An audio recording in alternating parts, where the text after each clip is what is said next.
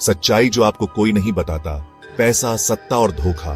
दोस्तों, क्या आपने कभी सोचा है कि ये चमक दमक भरी दुनिया, ये सत्ता के गलियारे, ये अमीरों की महफिलें असल में किस नींव पर खड़ी हैं?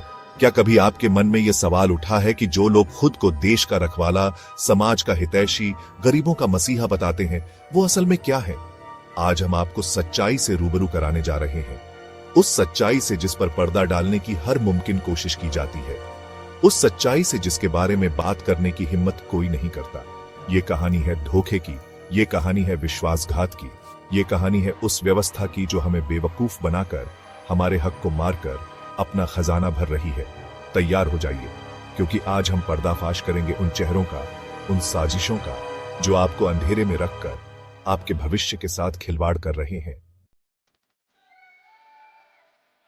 नेता, मास्टर ओन ऑफ मैनिपुलेशन। सबसे पहले बात करते हैं उन नेताओं की जो खुद को देश का भविष्य बताते हैं, विकास का सपना दिखाते हैं।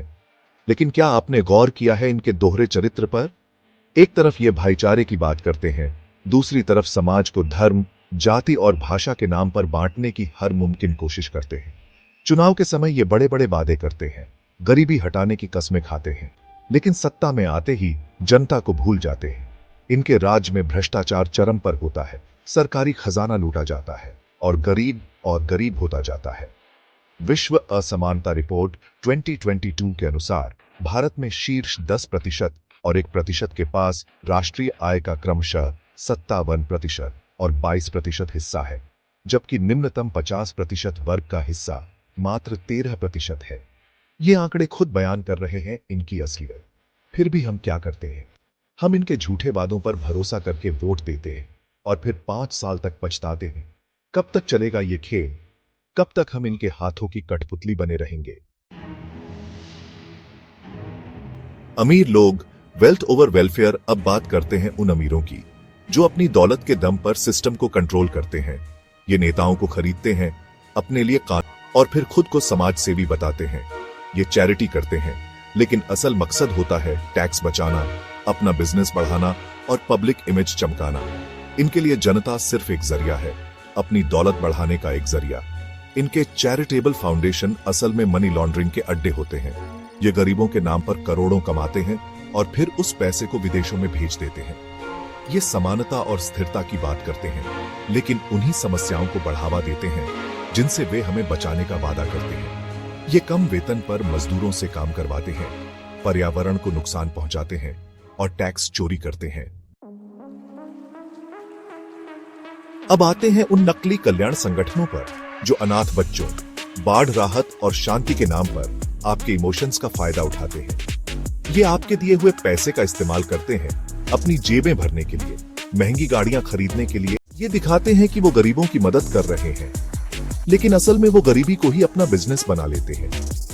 ये आपके दान को अपने लिए कमाई का जरिया बना लेते हैं। इनमें से कई संगठन तो आतंकवाद को फंडिंग करते हैं, देश विरोधी गतिविधियों में शामिल होते हैं, और ये सब होता है आपके पैसों से, आपके भरोसे का नाजायज फायदा उठाकर। ध्यान रखिए, हर चमकने वाली चीज सोना नहीं होती। सच्चाई जानिए, सवाल पूछिए और इन नकली मसीहाओं से सावधान रहिए। आखिर में बात करते हैं धर्म और भाईचारे के हथकंडे की। नेता और अमीर लोग जानते हैं कि धर्म और एकता बहुत ताकतवर टूल हैं। ये धर्म के नाम पर लोगों को भड़काते हैं, दंगे करवाते हैं और फिर खुद को शांति का मसीहा बताते हैं। भाईचारे का नारा सिर्फ इसलिए देते हैं ताकि आप इन पर भरोसा करें। असल में ये आपको आपस में लड़ाकर अपनी दुकान चलाते हैं। धर्म के ठेकेदार, समाज के दुश्मन, देश के गद्दार, ये असली चेहरे हैं इनके। इनसे सावधान रहिए और अपने धर्म, अपने भाईचारे को इनकी गंदी राजनीति का शिकार मत बनने दीजिए। याद रखिए, असली शांति तब आती है जब समझदारी और न्याय होता है, और यही चीज ये लोग खत्म करना चाहते हैं। दोस्तों, आज हमने आपको सच्चाई से रूबरू कराया है। अब फैसला आपके हाथ में है। आप इन झूठे लोगों के हाथों की कठपुतली बने रहना चाहते हैं या फिर अपने हक के लिए लड़ना चाहते हैं? जागरूक बने, सवाल पूछें और इनके धोखे में आना बंद करें। नेताओं के भाषण, चैरिटी के विज्ञापन और एकता के वादों पर आंख बंद करके भरोसा मत करें। अगर आपको ये वीडियो पसंद आया हो तो इसे लाइक करें, शेयर करें और सब्सक्राइब करें। साथ मिलकर हम इस धोखे को उजागर